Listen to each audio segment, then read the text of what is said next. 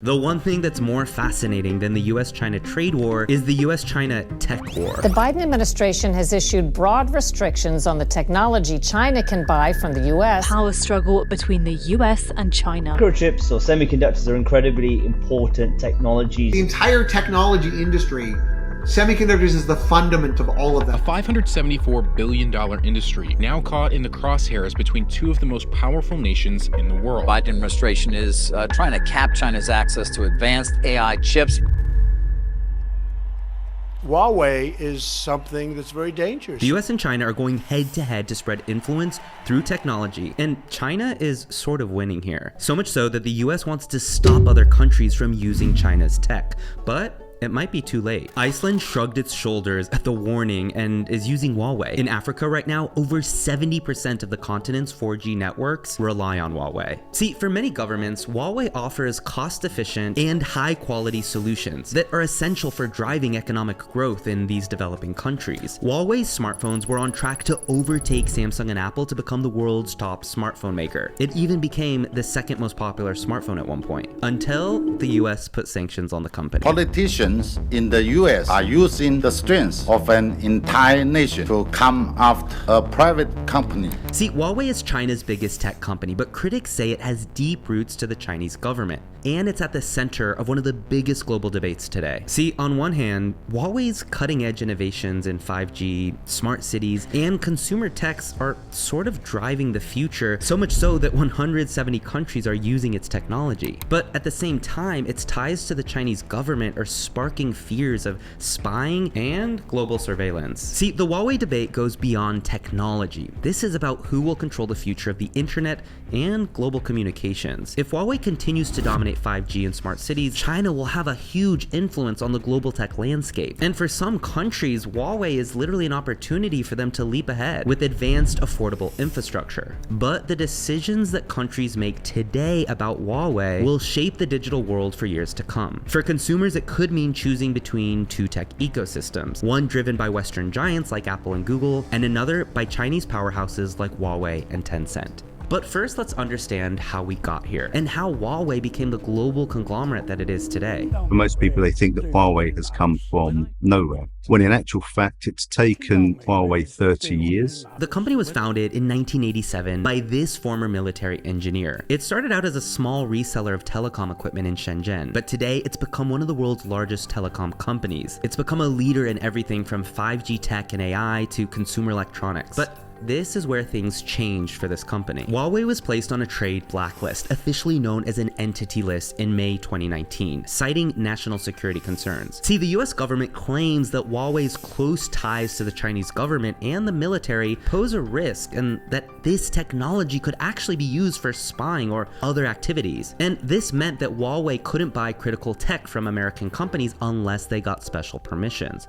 We're talking about things like semiconductors, and even Google's Android software, which is actually a big deal if you want to sell smartphones outside of China. But I still wonder, why the blacklist? Is all of this truly necessary? Well, the US claims that because of Huawei's close ties to the Chinese government, it's not just your smartphone that China could potentially spy on, it's also things like 5G networks. So the US didn't stop at saying no Huawei in our country. They called all of their allies and said, hey, you should probably ditch Huawei too. So did it actually work? Well, kind of. See, the US has convinced Australia, New Zealand, Japan, and the UK to impose bans or strict limitations on Huawei's 5G involvement. The UK was initially open to Huawei as a partner, but it changed its mind in 2020, mandating the removal of all Huawei equipment from its 5G networks by 2027. But we have to remember here, this isn't just about spying. See, with increasing tensions between China and the West, Huawei has become a symbol of the larger geopolitical struggle for global influence. And for many countries around the world, choosing Huawei or not isn't just a technical question, it's a political one. In 2020, the US doubled down on this campaign to get countries to stop using Huawei. We confronted untrustworthy Chinese technology and telecom providers.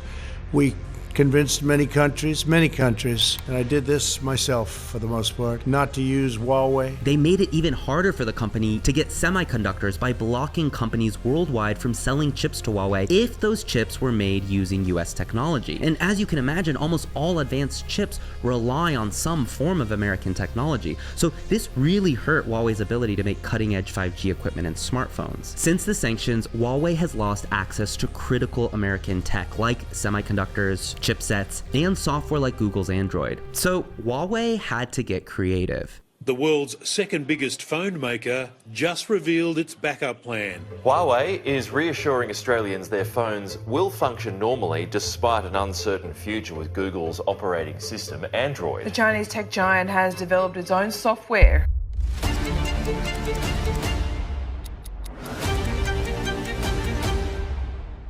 New operating system to compete with Android.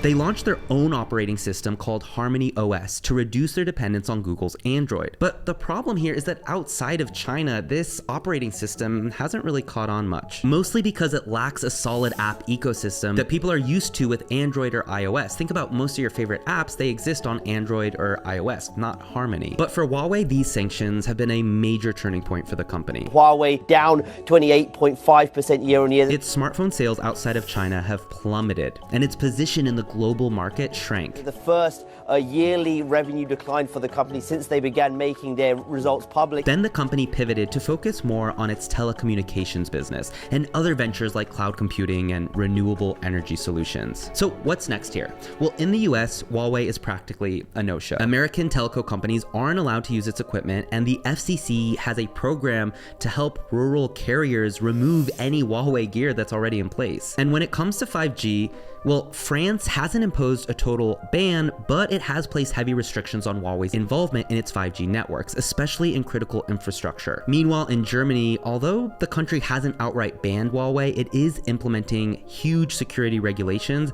that make it difficult for Huawei to fully participate in its 5G network. But not everyone here is following the US's lead. See, Iceland has fully embraced Huawei's 5G technology. The country's largest telco, Nova, rolled out its 5G network with Huawei equipment, and this actually enabled Iceland to leap ahead in the digital race. They love it because of Huawei's efficiency, cost effectiveness, and its ability to deliver just reliable infrastructure. And then there's 5G. 5G is the secret that will power our self-driving cars, virtual reality, and smart cities. And right now, Huawei holds a massive 28% share of the global 5G infrastructure market. That's huge. What makes Huawei's 5G tech so attractive is that it's both advanced and affordable. Many countries, especially developing nations, see Huawei as a ticket to becoming part of their digital future. And then there are smart cities. Head over to Shenzhen, China, and you will see a model for smart cities worldwide. And they're using Huawei's technology, using facial recognition software, smart traffic systems, and environmental sensors to create a city that's responsive to citizens in real time. And now, beyond China, Huawei is working on smart city projects in countries like Kenya and Saudi Arabia. In Kenya, Huawei has partnered with the government to develop a smart city designed to drive economic growth. I've been to countries like Iceland and Mexico and seen the prevalence of Huawei. I've actually even made videos about that, so check them out and make sure you subscribe. See,